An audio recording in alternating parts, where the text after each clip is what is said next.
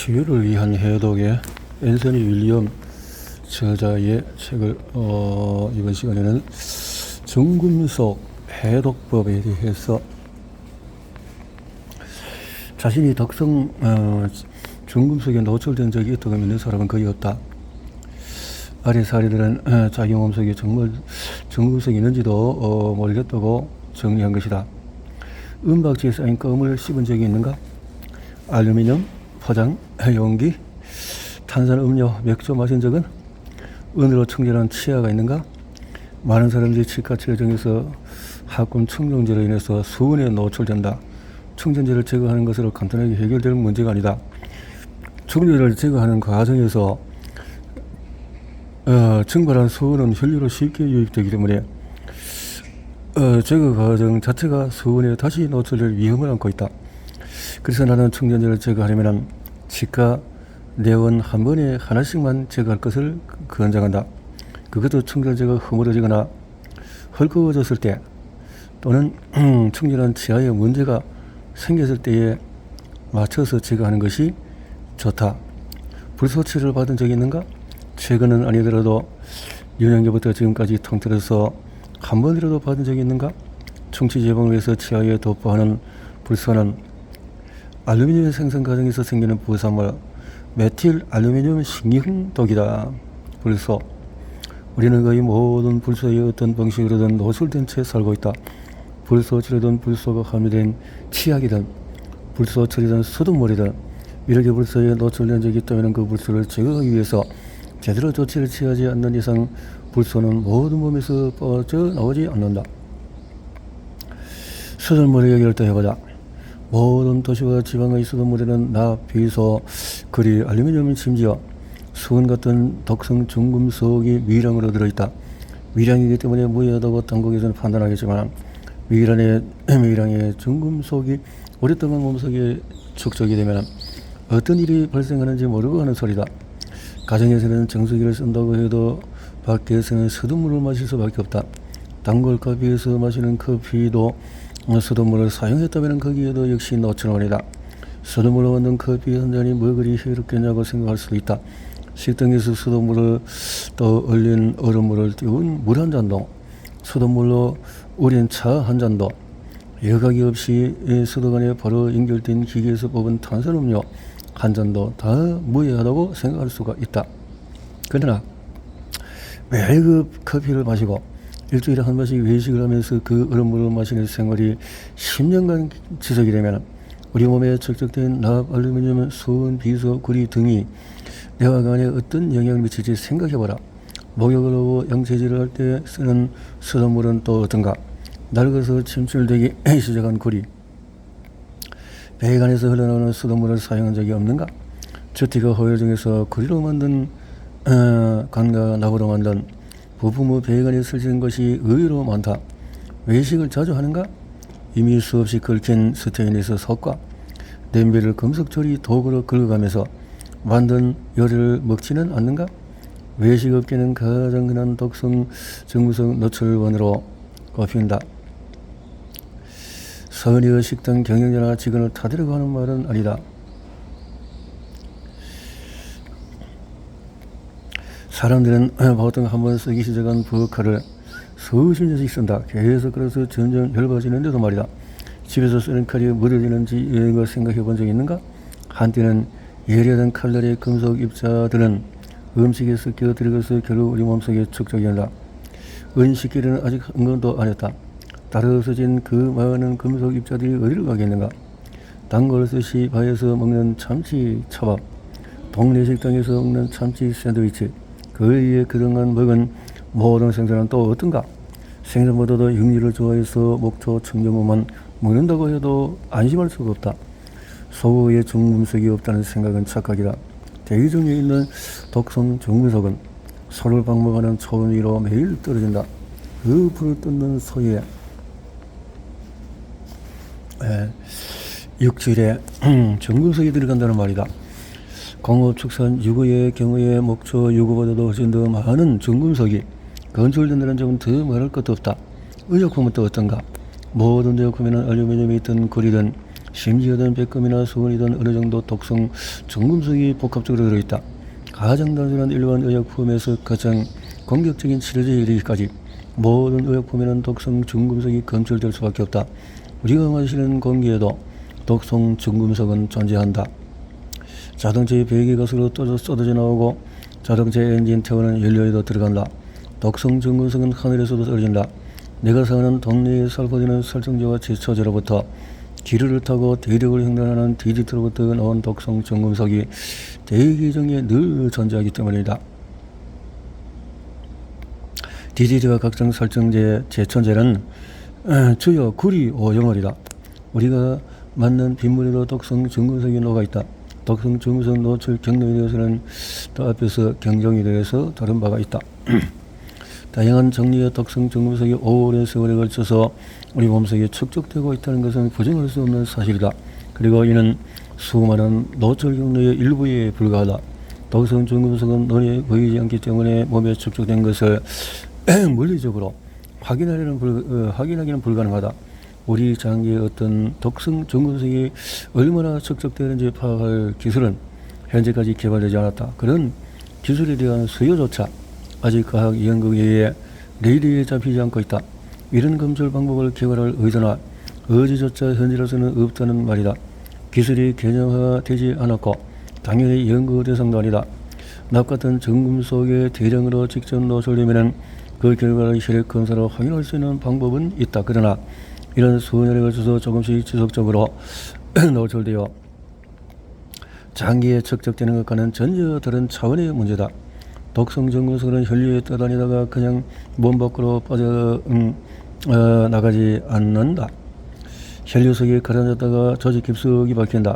이렇게 일상적으로 노출되는 중금속이 장기 속에 축적되는 것이야말로 현대 사회의 질병을 일으키는 가장 큰 원인이며 마땅히 정대한 사안으로 다뤄져야 한다. 그런데 의학 연구기는 독성 중금속에 주목하기는커녕 만성질환의 원인을 신체적인 결함이나 또 유전자, 몸이 또 고장이 나서 스스로를 공격하는 논리에서 찾으러 간다. 과학계에 진지하게 독성 중금속 문제를 연구해서 진실을 밝히는 날에는 난리가 날 것이다. 제약업계는 대대적인 기획에 들어가야 하고 그동안 불필요한 노출 피해를 입은 사람들은 거세게 항의할 것이다. 따라서 우리가 얼마나 자주 독성 중금속에 노출되고 있고 그 피해가 얼마 정도인지에 대해서 실상이 제대로 밝혀질 가능성은 적어도 가까운 미래에는 희박하다고 봐야 한다. 그날의 오기를 기다리기보다는 당장에 대처할 수 있는 방법이 필요하다.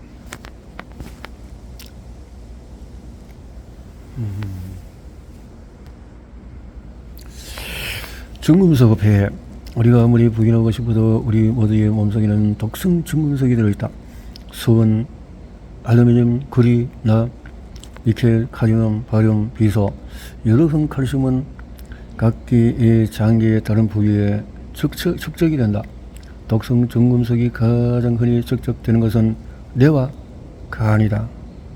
뇌와 간. 독성 중금속은 그 파괴적인 전하로 뇌의 전파를 결합한다.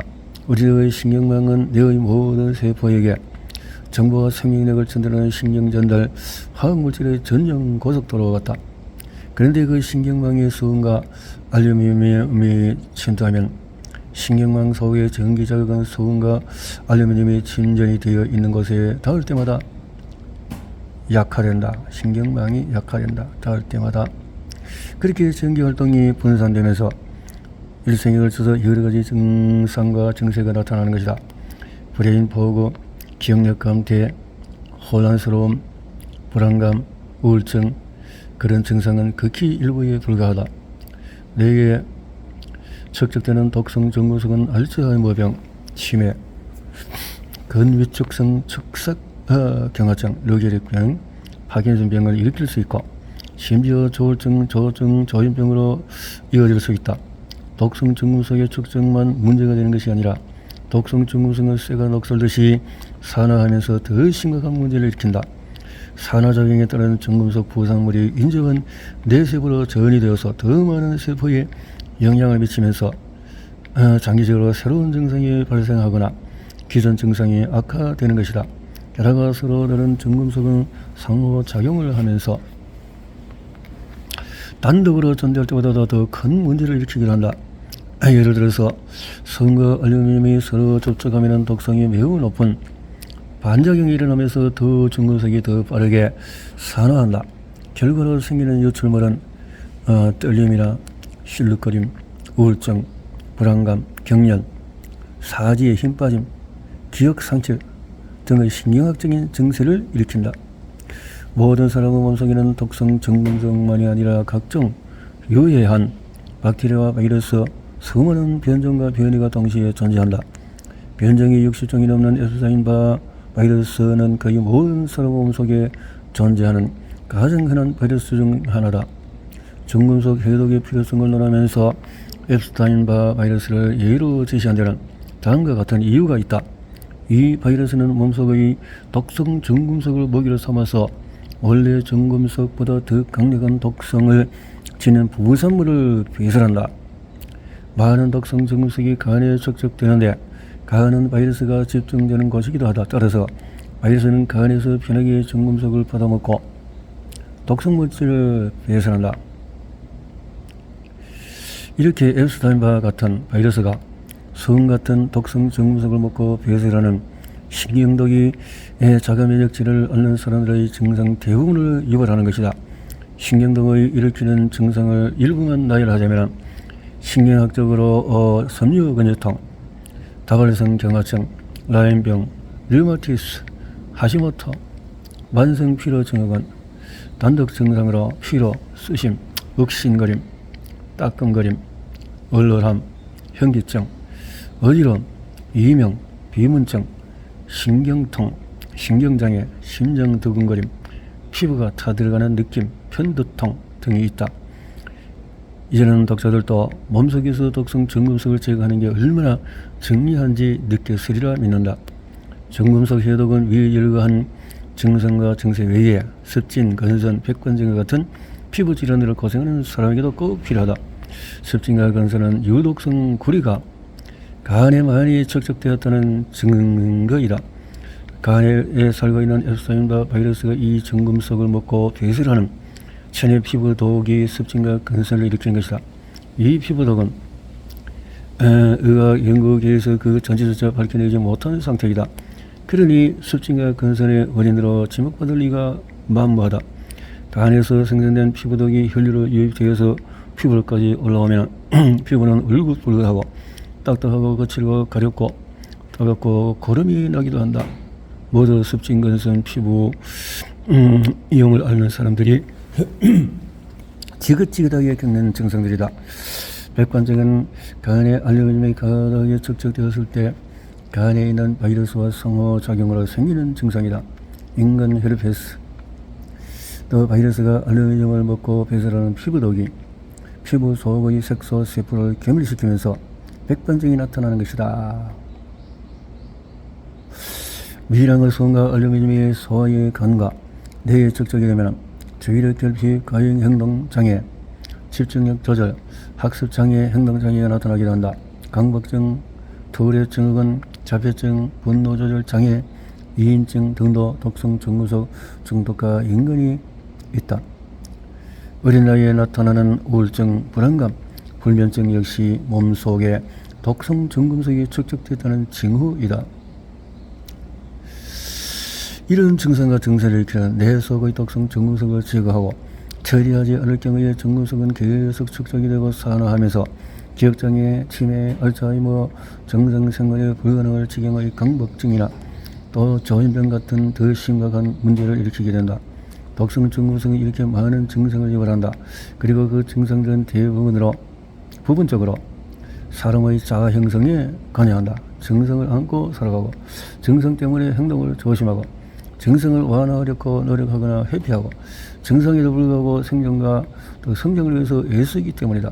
거의 모든 사람들은 정금속 관련 증상을 겪으며 살아간다. 그 증상이 정금속과 관련이 있다는 사실을 꿈에도 모른 채 말이다. 그러나 자신과 가족의 몸에서 정금속을 제거하려고 노력한 덕분에 생각지도 못했던 증상이 사라지는 경험을 하게 되면 증상이 자아 형성에 관여했듯이 그 경험이 인생을 변화시킬 수도 있다. 해독법은 어떻게 할까? 기상후에 레몬을, 라임을 470에서 950ml, 470에서 900 마시려면 500에서 1000ml를 마시라.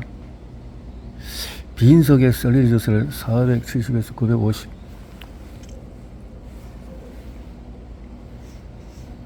ml를 마시라. 셀러리 주스를 다 마신 후에 또 15분이나 30분 지난 후에 그렇게 또 마신다. 점심 식사 전에 다시 철철해지는 간식은 사과로 제한하고, 사과 선택사항은 더 큰 효과를 보려면 트러블 메이커를 피하도록 한다. 얼마 동안 할까?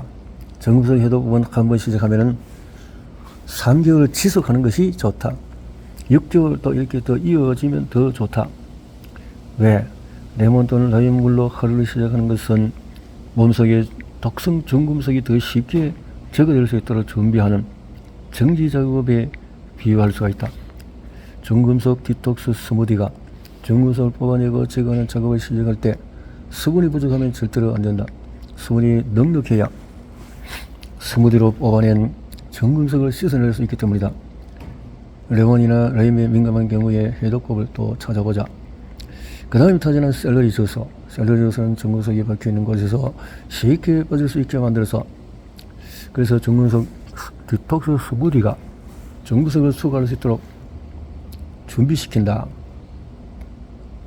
샐러리 주스가 안 된다면 또 대타로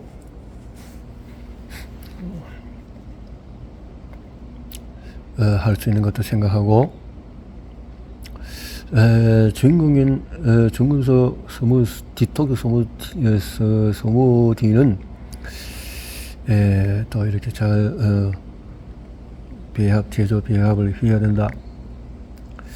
그래서 아침 식사 후에 오전 중에서 다시 철철해졌을 때 먹는 사과도 훌륭한 간식이다. 사과는 강력한 효능을 지닌 해독 음식이기 때문에 중금속 디톡스 스무디가 간에서 중금속을 제거하면서 담즙의 미량의 중금속이 섞여 있을 수 있는데, 사과에 함유된 팩틴이 장관으로 유입되는 이 담즙을 흡수해 준다. 지방이 저여 에너지원인 음식을 오전 내내 피하는 이유는 피가 걸쭉해지는 것을 막기 위해서이다. 피가 맑아야 독성 중금속을 더 수월하게 해독할 수가 있다. 그래서 해독의 원리는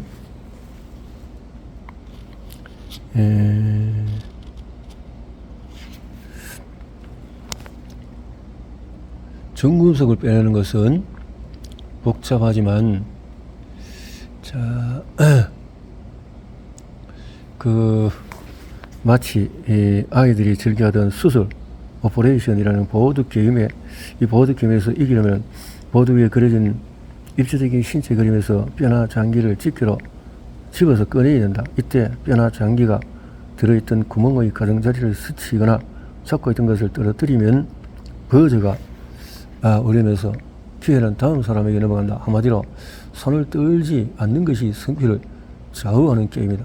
몸에서 중금속을 빼내는 것도 이보다 훨씬 복잡한 과정이지만 성피를 가르는 기준은 비슷하다. 중금속 해독 효과가 제대로 나타나려면 해독에 쓰이는 방법과 도구가 그 중금속을 또 놓쳐서는 안 된다. 놓친 중금속은 계속 몸에 남아서 또 다른 문제를 일으키기 때문에 딱 잡아서 끄집어내야 된다. 대지역에서는 독성 중금속을 해독한다는 킬레이터와 요법이라는 게 있다. 가령 크렐라 이렇게 녹조류로 중금속을 몸에서 제거하는 식이다. 그러나 사실은 이렇다. 만약 위에 언급한 보드 게임을 크렐리가 한다면 버전은 쉬지 않고 원리들게 변하다.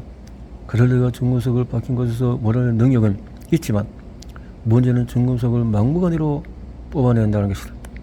중금속을 잡았다가도 이내 다른 곳에 떨어뜨려서 인근 조직에서 다시 박히게 만든다. 결국 몸에서 빠져나오지 않은 중금속으로 인해 기존 증상이 계속되거나 새로운 증상이 나타난다. 혹은 둘 다 발생할 수도 있다. 중금속 제거에 마늘이 좋다는 사람도 있는데 마늘은 적어도 정금석을 들고 가다가 놓칠 확률은 적지만 그것은 애초에 정금석을 많이 뽑지 내지 못한 탓이기도 하다. 마늘의 효능은 장관에서 발휘된다. 마늘 속의 유황 화합물이 거담제와 비슷하게 작용하면서 장관 속의 혈관 주변에 좋은 점액질을 형성한다. 그 과정에서 운이 좋으면 주위에 박혀있던 독성 정금석이 떨어져 나올 수 있다. 사실 마늘이 빛을 발하는 것은 다른 쪽에 있다. 면역력 강화에는 마늘이 더 없는 좋은 음식이다. 단지 정금석 해독에 특화된 도구가 아닐 뿐이다. 정금석 해독은 특화된 도구가 핵심이다. 제대로 도구가 되어야 해독이 가능하다. 핵심 재료가. 그래서 정금석 스무디의 핵심 재료는 야생 블루베리, 스피루리나, 또 새싹버리즙, 신선한 고수, 실란트로, 대서양 덜서, 이런 것들. 독성 정금석을 장기와 혈류에서 그리고 궁극적으로 몸에서 내보내기 위해서는 체내 환경도 제대로 조성해야 한다. 시중의 다른 정금석 제거 기법을 또 몸에 무리가 되고 그리고 몸 밖으로 배출되기 전에 정금석을 놓치는 경우가 많다. 딱 잡아서 뽑아내야 된다. 보물찾기 하듯이 찾아서 뽑아낼 수 있는 비법. 다시 말해서 정금석 스무디의 재료 중에서 독보적인 선수는 없고 각각의 재료는 정금석이 닿기 쉬운 곳에 있던 의외의 곳에 숨어있던 그것들을 캐낼 능력을 갖추고 있다. 그래서 한 가지보다는 이런 다양한 것들이 때문에 오총사가 서로 합력해서 오총사, 야생 블루베리, 스비르니나, 새싹버리즙, 신선한 실란트로, 대서양 덜서, 이렇게 5가지를 오총사라고 했네요. 그 2장 초반에서 살폈듯이 독성 정금석이 존재하는데 그래서 정금석 디톡스 스무디를 마실 때 어떤 재료는 몸속에는 알루미늄을 잘 잡아내고 어떤 재료는 구리나 니켈, 또 어떤 것은 수은을 잘 잡아낸다. 이런 중요한 복잡성을 다른 정금석 해독 기법은 고려조차 하지를 못한다. 정금석 실려있다 작용은 주먹구구식으로 유도해서는 안 된다. 정금석은 캐내는 복잡한 과정과 정금석을 실제로 몸 밖으로 배출하는 과정을 모두 관리할 수 있는 체계적인 구조가 있어야 되는데 여기서 이 해독법이 그 역할을 한다. 그래서 스무디의 5가지 재료의 활약과 샐러리 주스의 나트륨 클러스터 염의 보험이 그 안전을 보장하게 된다. 나는 거의 40년 전부터 우리 몸속에 독성 정금석이 축적이 되고 정금석을 해독해야 한다는 문제의식을 전파해 왔다. 그래서 이런 것을 할 때 또 재료가 소진되면 대체할 수 있는 것은 또 해독법 레시피를 또 다른 것을 참고하도록 하고 어린아이들은 또 양을 조절할 수 있도록 그렇게 해보자 했네요.